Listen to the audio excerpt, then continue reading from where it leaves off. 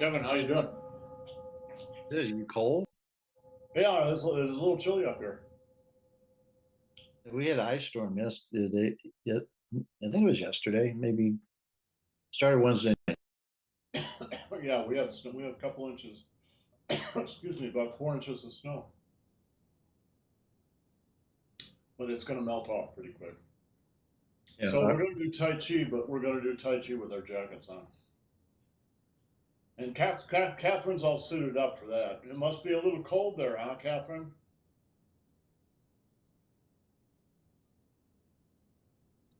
I'm cold.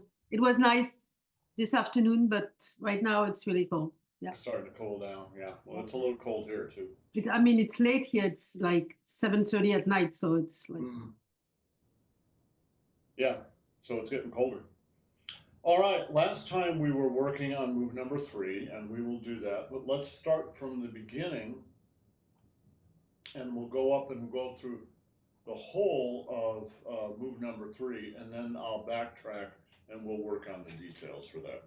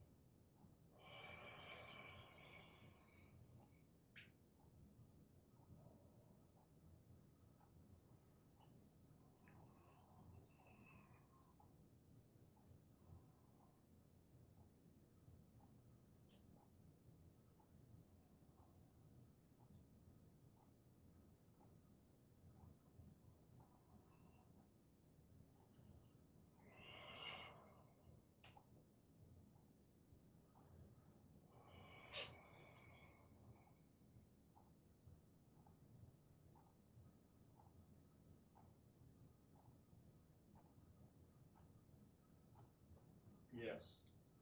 Hold your own down chin. I'll tell you why.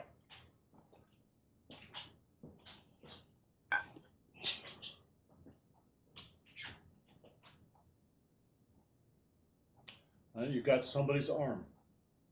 You're right above their elbow. This hand's turning this way.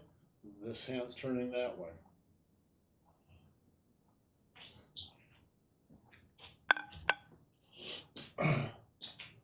Okay, move number 3. Here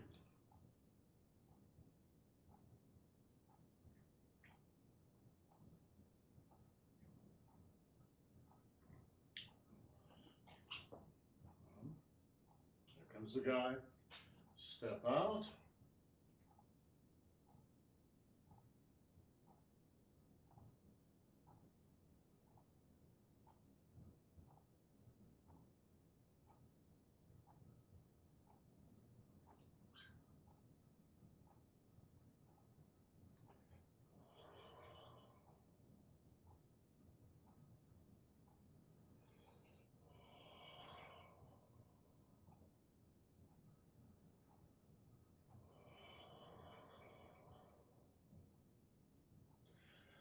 So that move is called lazily tie the coat. Old coats in China were held together with frogs, and you just tied them. All right? So the part where you tie the coat, let me show you.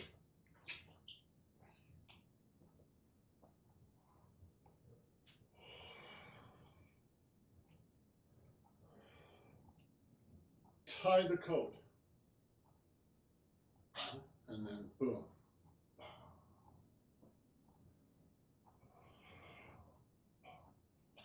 So this is actually a very detailed move. There's a lot of stuff going on in this one move. A lot of the moves are a lot simpler than this one. This is pretty complex. Probably the first thing you need to get is the footwork. So just watch my feet.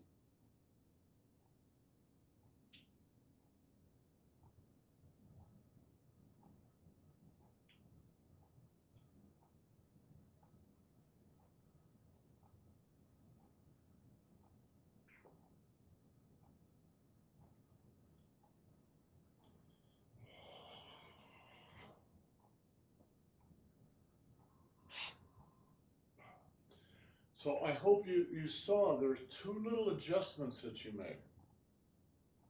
Because what you're doing is moving from this quarter to this quarter and then back basically to straight ahead.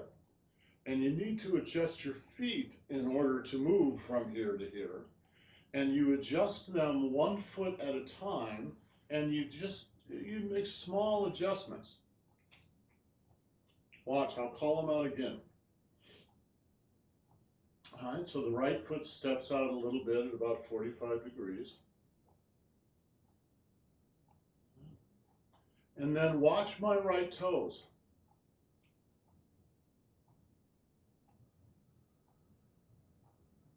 Or now, watch my left toes.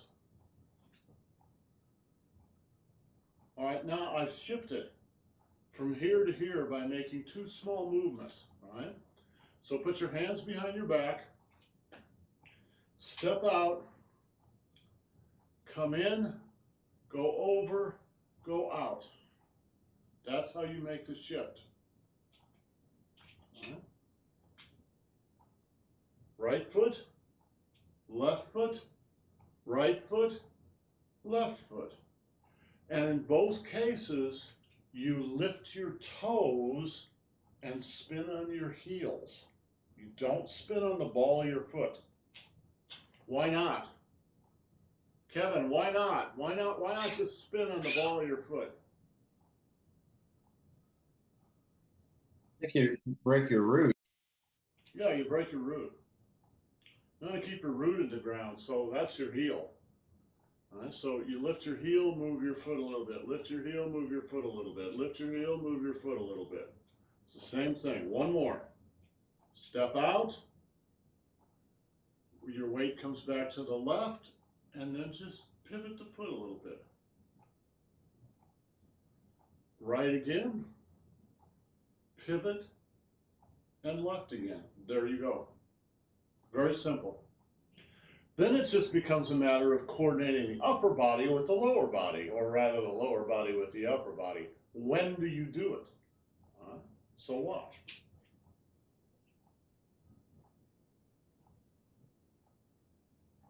Right toes come in. Left toes go out. Boom. Easy.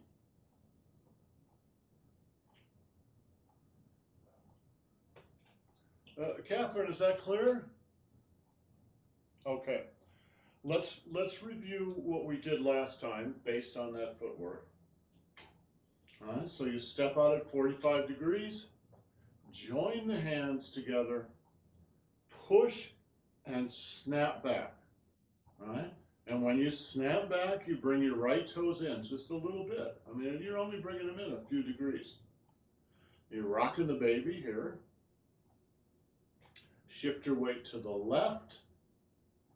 Spin your hands and back to the right. And you want to be down about your solar plexus. Yeah. And then shift your weight back to the left, block. All right, just be a small indication. And hit. And it's when you hit that you open your left toes up a little bit. One more. Step out. Circle the dantian, join the hands, snap back, bring your right toes in, left leg, right leg, left leg, right leg, right? And when you go out like this, you open the left toes a little. Right? Boom, and now you're facing this direction here. All right, that's reviews what we did last time. Any questions about that? Okay. This is an interesting move because a lot of what is going on is happening because of the weight shift. Well, what's new about that? It's always the weight shift. But they're very minor little weight shifts, right? This is a big weight shift. Boom, right? That's big. You really can see that. But the ones in the middle are very subtle.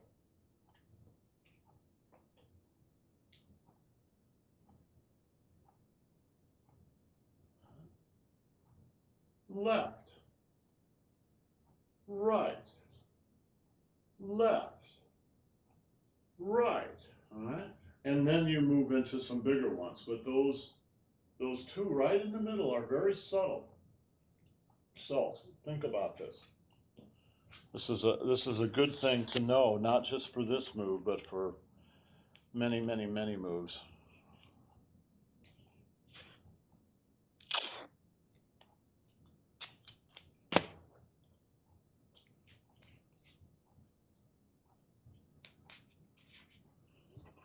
I don't know if these help, but I just like them. All right. What you're doing is you're shifting from one hip to the other hip. All right. So what you're doing is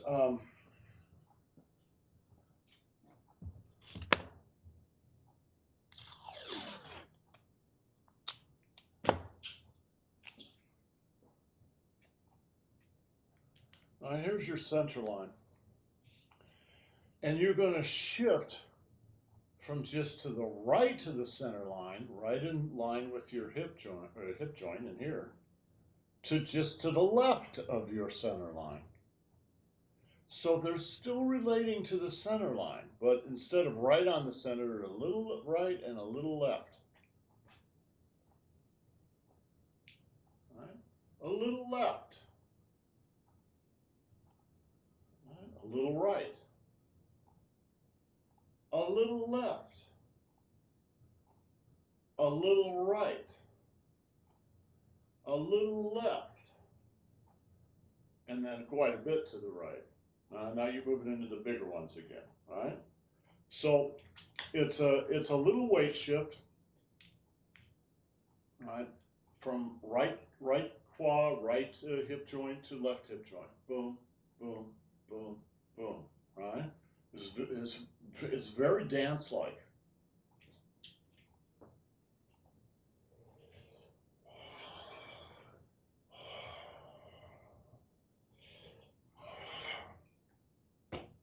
All right. Okay, let's go on to the rest of the move. After you've powdered this guy here, then you're going to do this really interesting move. And if you were to watch Master Feng through his many videos, you'll see him do this in kind of different ways. Sometimes it looks like this.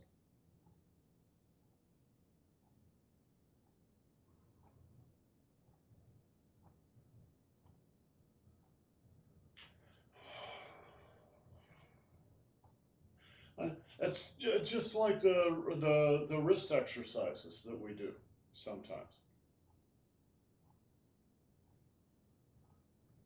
Right?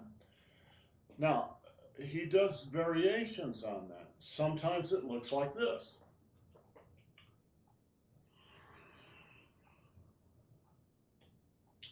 Sometimes it looks like this. All right. Believe it or not, that third one is the same as the first one.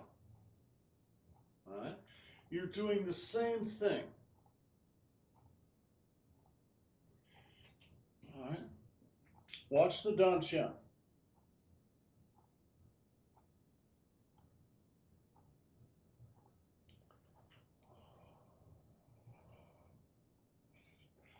That same motion, exact same motion, does this.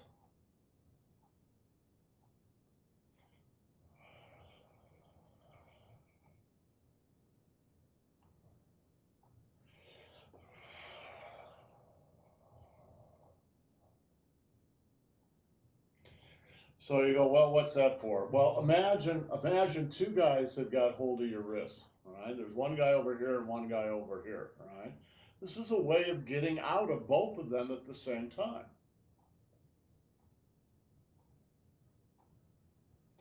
Somebody's got hold of your wrist.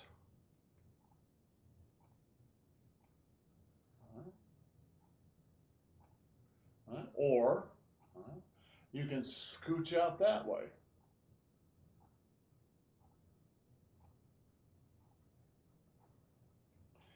The big one is the same thing inside. It's exactly the same pattern. Only the right hand is going to punch downward because you want to do an elbow strike. All right? So I'm going to do an elbow strike. Pop! That's exactly the same as this, only now it's bigger and I'm focusing on my elbow. If I'm going to do an elbow strike in this direction, something has to go down there. If you're experienced, you can make something happen inside your body and that will fire your elbow. But it's good to reinforce it with actual physical movement.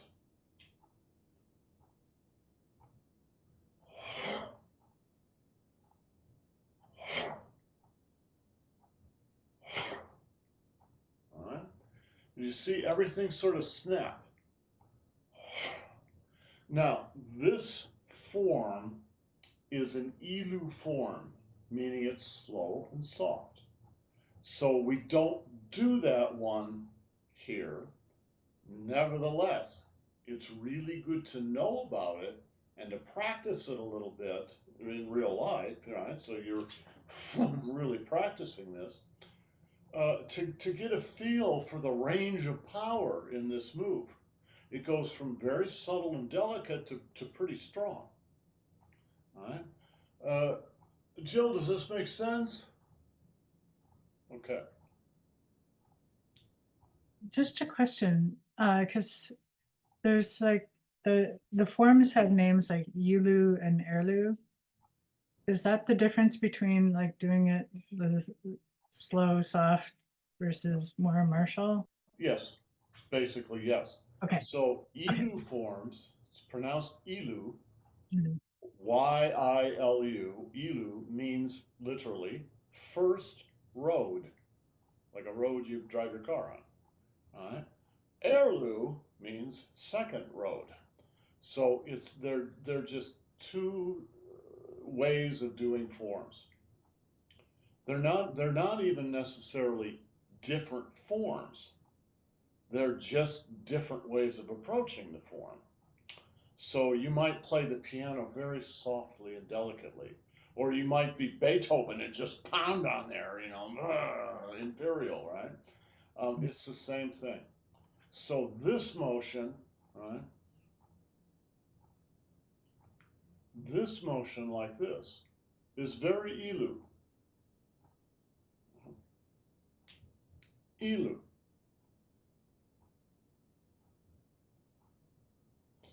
Right? However, if you do it like this, well, now you've switched into the Erlu forms.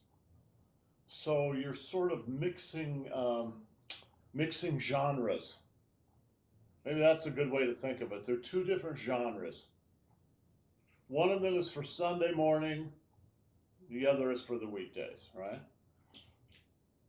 Catherine, is it clear? Okay.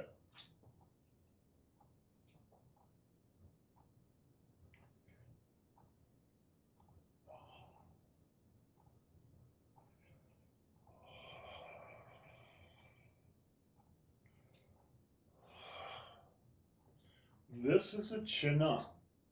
It's called a reverse chin-up because you have your wrist reversed. If I was going to do a forward chin-up, my palms would be facing each other. If you're going to do a reverse chin-up, then you use your wrist here, right? Not here, but here. So, and then sink. You'll be very gentle, right? You're sinking in the right quad. Boom. And you go, well, how are you using your wrist?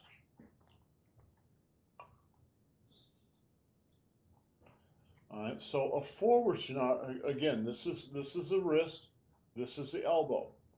Forward chin-up, twist, twist, twist, twist. Reverse chin-up is twist, twist, twist. Question might come up, well, why would you use forward chin-up? Why would you use reverse chin-up? It just depends on what happens. You may not have time to switch from this to this. Yeah, do you mind waiting for a moment while I readjust my hands? You don't have it, you're here, you've caught the guy, right? You're here, well then use what you've got. So this becomes like the fulcrum. This is the lever, this is the fulcrum. Boom. All right? It can be very effective. Now, I was demonstrating, so I was holding my wrist out. You don't want to hold your wrist out like that. You want to get it in really close to the body, so it's just really an extension of the body.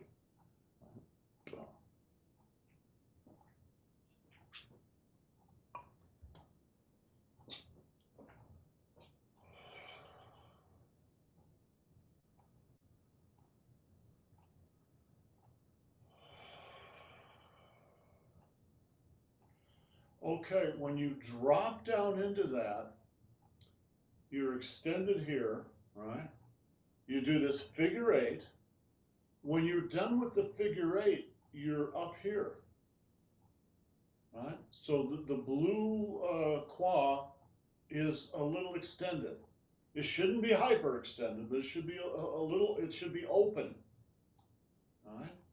If you're now going to come down over here, you're going to start with the weight on the right leg.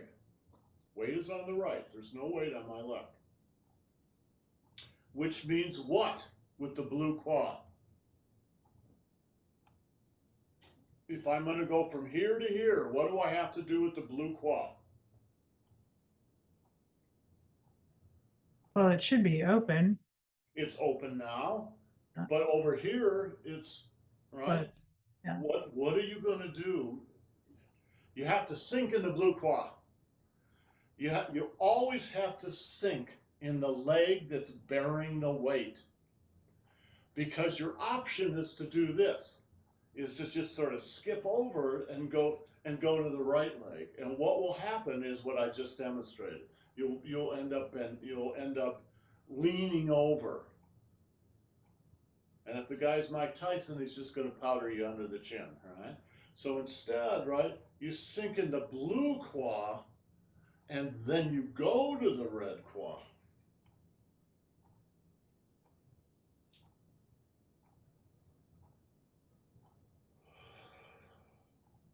Sink in the blue claw, and then the red claw.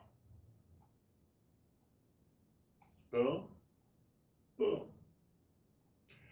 Now, I was asking you guys rather than telling you because I want you to start to get the logic of this.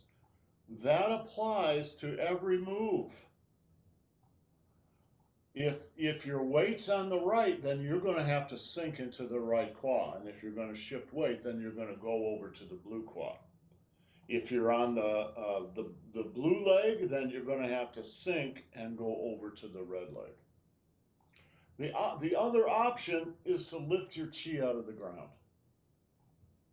And you don't want to do that. Trust me, you don't want to do that. because you're uprooting yourself.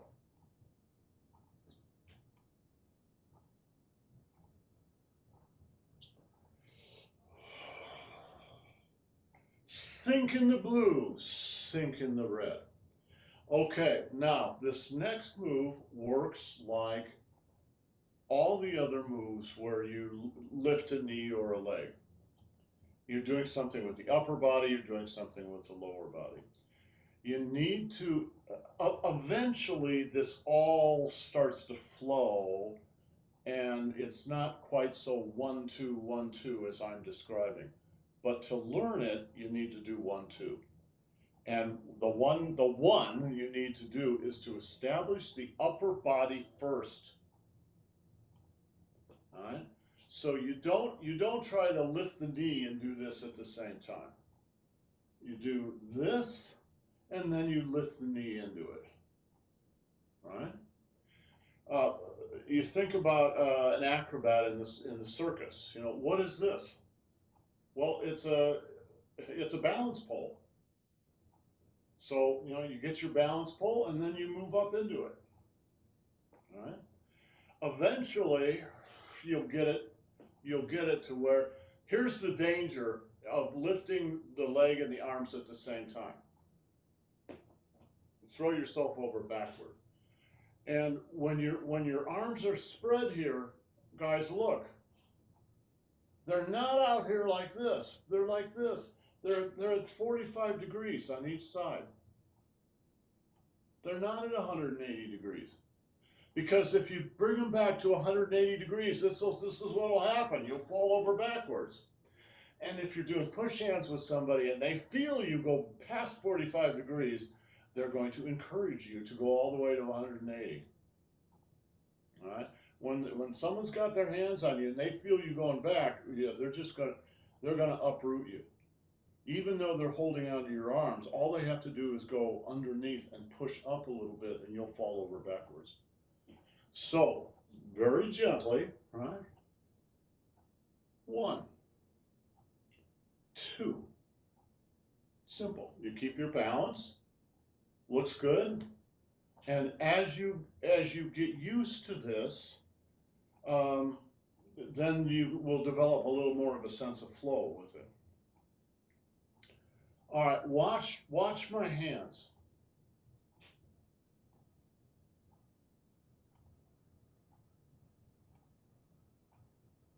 They're not like this. Uday. Why? Well, what you're probably doing, is somebody's coming at you like this. And so you come up in between. And you spread their arms out. Now, if you're going to spread their arms out, you need to have some chi in your hands. Right? You may not even be using your hands. You may be using your arms on their arm, right? So you're pushing them with your arm. But you need long levers. And the longer your lever is, the easier it is to move the object you're trying to move. So, right? How long are my levers right now? How long are my levers right now?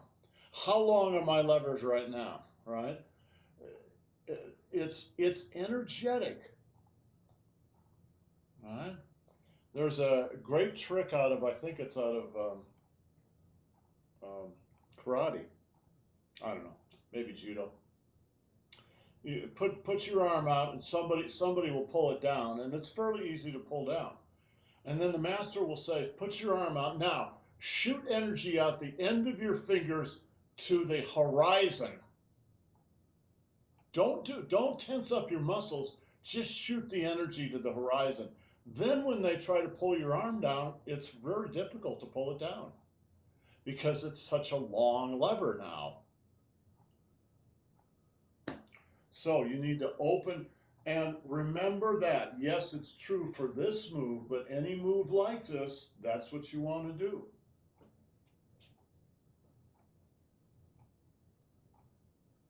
All right? At about 45 degrees. And then,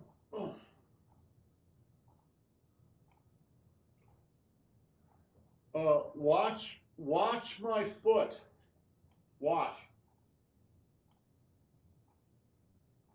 Right? It's not this. Right? It's this. For a couple of reasons. One is you're going to knee this guy. Right? So you block him and you knee him. And if you were younger, didn't have such a big belly as me, right? Boom, you probably knee him all the way up into his chest. The second thing is, if your foot goes out, watch. You're going to lose your balance. So you keep your foot in close to your midline while your knee goes out. I'm gonna need to go now. Okay, well, we're past time, guys. So yes, one last thing, right? Your knee goes out, but your foot stays in. We'll start there tomorrow, and we'll be able to start a little earlier tomorrow too. Okay, guys, have a good day. We'll see you tomorrow.